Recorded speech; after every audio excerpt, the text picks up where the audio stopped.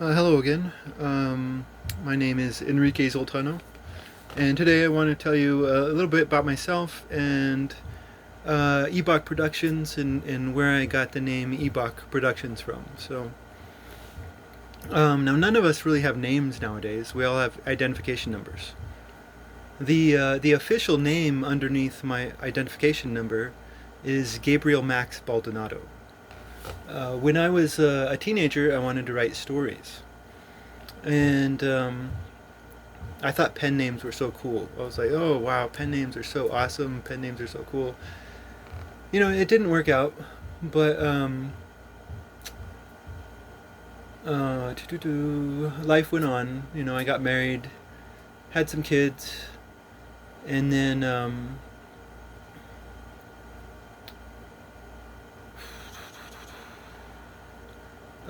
yeah, no, life went on. Eventually, though, my wife died.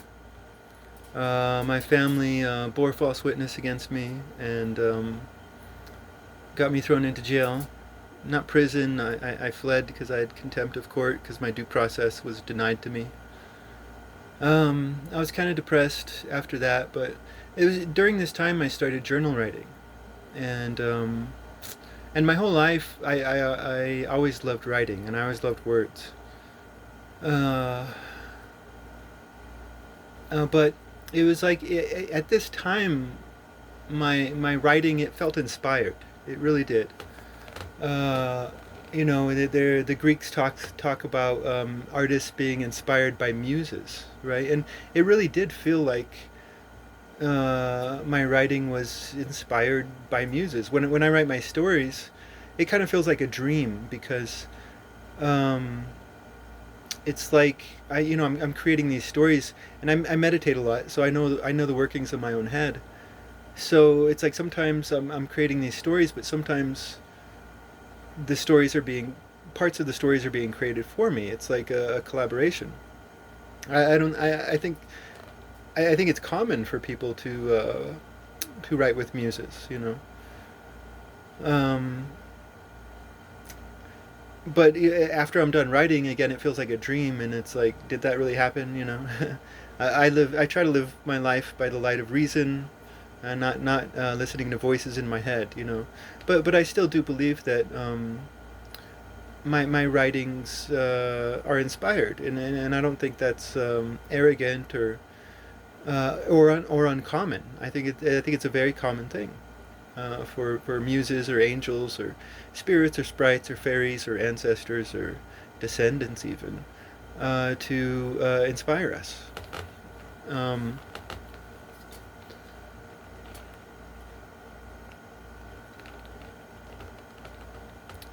Anyways, about a year before I started writing stories, I was journal writing, and I was like stoned as hell and smoking. I wasn't drinking at the time because I couldn't drink.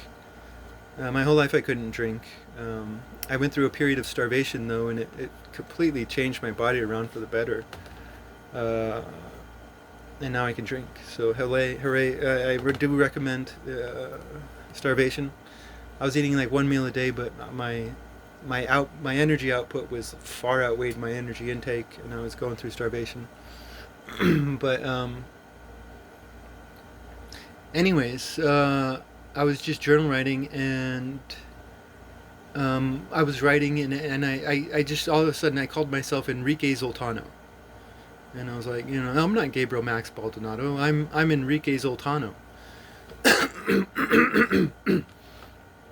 I thought nothing of it. It was just a name that popped out. It has no meaning.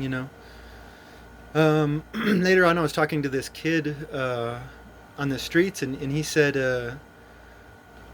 that in Spanish, Tano means soldier. I don't know. I don't speak Spanish, but yeah, he said Tano means soldier. Zol would be sun, right? So that would be sun soldier. So I think, oh, that's a cool name, And I'd already chosen the name Enrique Zoltano by that time. Um, so I was like, hey, that's cool. and Enrique, I guess, means Lord. So if you put the two together, that's Lord Sun Soldier, but interpreted that would be Lord Commander of the Sun Soldiers. So it's a name that I like, but but for me, it's also for me it's no longer a pen name. It's not a pen name. It's Gabriel Max Baldonado died. He's dead. Enrique Zoltano is the new me. That's how I identify myself. When I started writing stories, I hit the streets, or I was kind of already on the streets because I was trying to escape the world. But I'm a suburban death baby, so I don't know how to survive in the wilderness. Um, so I hit the streets for the winter, and I was journal writing one day, and all of a sudden a story came out, and I was really excited. And so I just stayed on the streets for the next 3 years and just kept writing stories. Um, but anyways,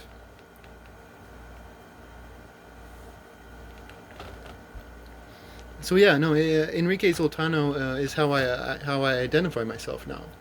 It's not my legal name, even though, like I said, we none of us have legal names. We all have legal numbers, right? And Gabriel Max Baldonado just subheads my legal number, right? Um, but anyways, um, yeah, no, Enrique Zoltano is me. Gabriel Max Baldonado is dead. Um, Now, Ibach. Let's tell you where this name Ibach comes from, right? Or Ibach. I forgot which. Sorry, Teresa. Um, but when I was on the streets, like I said, I went to the streets because winter was coming along. I was trying to survive in the wilderness. And I was trying to survive in the wilderness. I had a job. I was working in Albuquerque, living in the East Mountains. Uh, but then COVID comes along, and it's like right before COVID came along, I saw all these street signs being propped up, right? All over, not all over the country, really, but it was all over the East Mountains, all over Albuquerque, all over everywhere. All these street signs, right before COVID comes up, and then COVID comes up, and they're using these street signs as like these dystopian, like we're truly living in a dystopian, weird story, truly. But this was just way too dystopian for me. We're having Bill Gates give us some, funny little chemicals, biochemicals inside our bodies. And I was just like, whoa, this is getting too much. And so I tried to hit the wilderness to survive on my own, but I failed. And so I hit the streets, and every time I was on the streets, once I started writing my stories, oh man, it was fun. But when I wasn't writing my stories, it was depressing as hell. I mean, it's very lonely on the streets, and it was a very hard time. Um, and so I hit the streets probably around right. It was right after my birthday, so it was like in October somewhere. Um, but then and so for like next 2 months, I was journal writing, and I was gonna learn how to survive in the wilderness. But the holidays came along, and every time the holidays came along, when I was on the streets, um, it was it was just really depressing. Um, and so marijuana was illegal at the time. When I first hit the streets, it was funny. I was completely sober, for those first 2 months. I wasn't smoking or drinking or anything. I was just on the streets. It's probably probably the only sober guy on the streets. Well, not the only. I met a lot of cool people on the streets, and not all of them were drug addicts. But yeah, the holidays were coming up, so I was depressed, and uh, so I wanted some marijuana, but marijuana was illegal. I had used to get marijuana when I had a job, but I'd just drive to Colorado, buy it up there, and come back down. Um, So I was outside of a marijuana dispensary, and I was asking people to buy marijuana for me, and it's very strange when I hit the streets because as Shakespeare says, we're the world's a play and we're all just actors or whatever. I mean, everybody puts on a mask, but when I hit the streets, it was weird. It was like, I would say 10-20%, and I'm probably being very generous there. Um, 10-20% of the people would just take off their mask, and they would just look at me like I'm a cockroach, and they don't even know me, but they're just looking at me like I'm the most disgusting being ever. And anyways, but then a lot of people were passing me by, just just whatever, get away from me, bum. Um, and but My friend came along. Her name's Teresa Ansiger. I didn't know her at the time, but I asked her. I was like, "Hey, can you get me some marijuana?" And she was like, "Yeah, yeah." She was like, "What do you want?" I told her sativa, because I'm not really a big indica fan, because uh, I use the marijuana for the creativity, um, as a tool. Like, I've been writing my whole life, and I was writing my whole life sober, and I just love writing, but. Uh, the sativa really just boom, like like marijuana increases my estrogen, so I believe I use it as a tool to help me put more emotions onto the page. um, just like coffee, like I stopped drinking coffee about 9 months ago. I had 1 cup of coffee today. It was crazy because I'm typing out my scripts. uh, but coffee is a good writing tool as well. Coffee doesn't give you energy. Coffee's the ultimate, you know, uh, drink of the bourgeoisie to suppress the working man. Because coffee doesn't give you energy. It releases adrenaline basically, and it puts you in a fight or flight state. And so it's great for worker drones because you drink your coffee, then you go to work, but after work you're going to be so tired because you've been in a fight or flight state all day, So you now have to now you don't have any energy to rebel. So it gives you enough energy to work, but not But then it's gonna what's it called? To just suppress you. It's a suppressant, right? But for writers, it's great because to be in a fight or flight state while you're writing can be a good thing, right? So anyways, yeah. So I asked her for some sativa, so she went in there and she told me to meet her over at the other side of the parking lot, and so I met her there, and we became friends. She was one of the only people who not only talked to me, but showed me some respect. Um,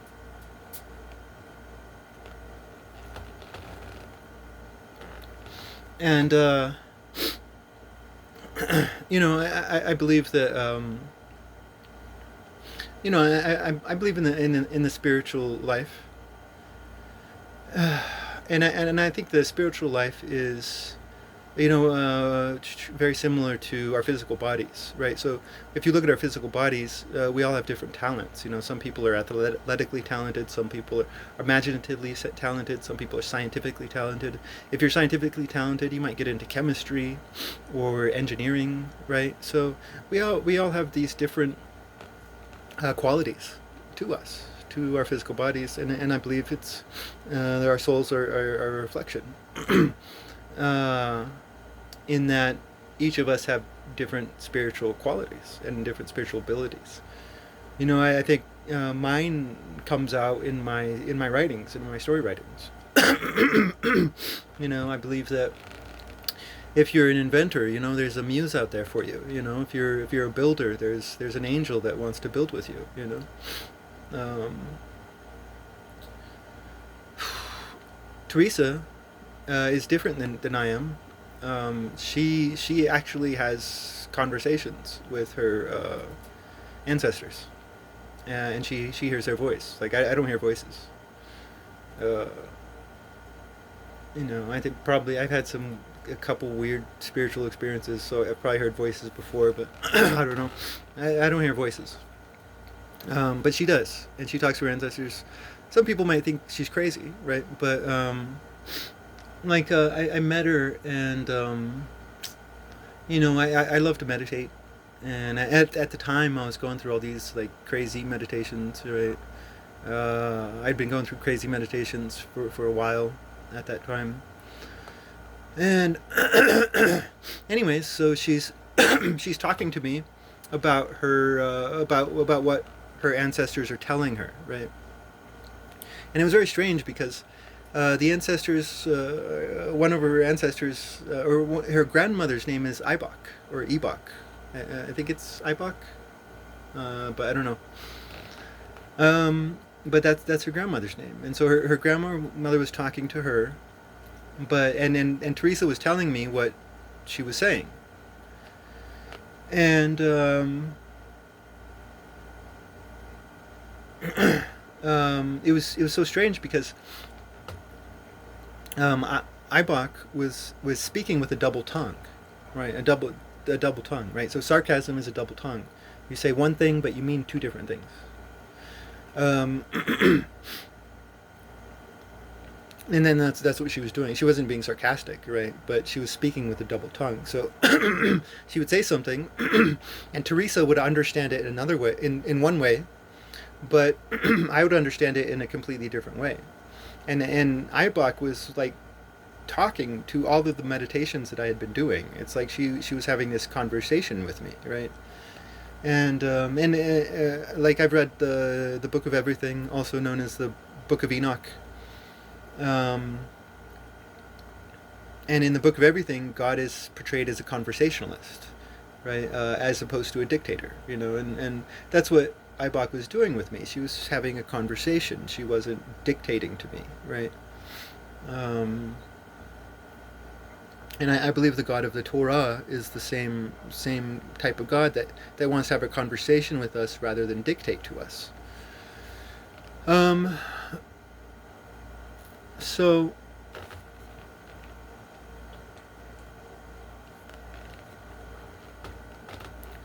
yeah,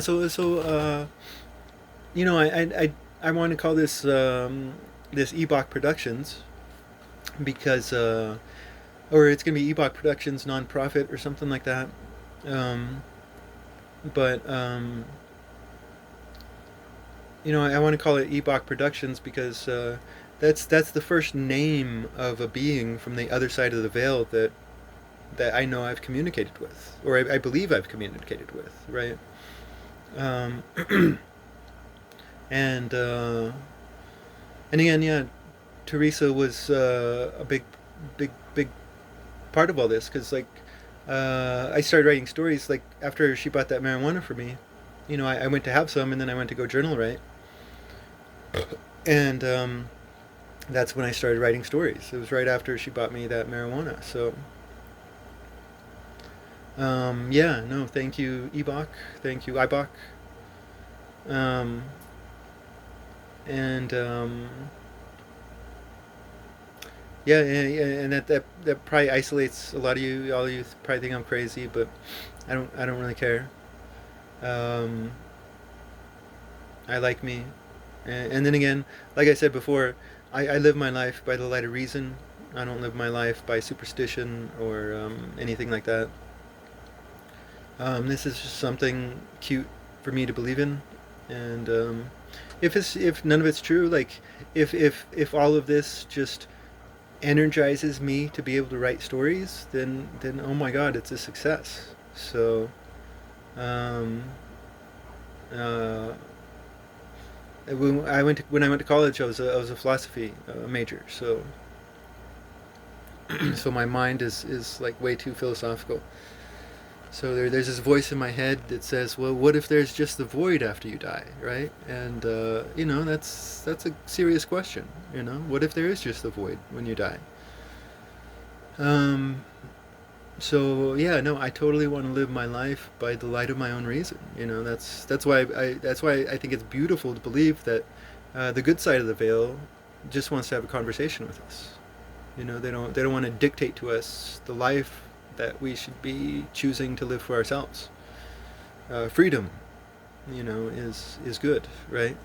Um, so yeah, no, but I totally believe in the muses, and um, I wanna work with other artists out there, uh, and so and I totally believe that a lot of other artists have inspiration whether they feel it or not. Like my whole life, I was dry compared to now. Right now, it's just like I'm on a whirlwind of crazy awesomeness, I guess.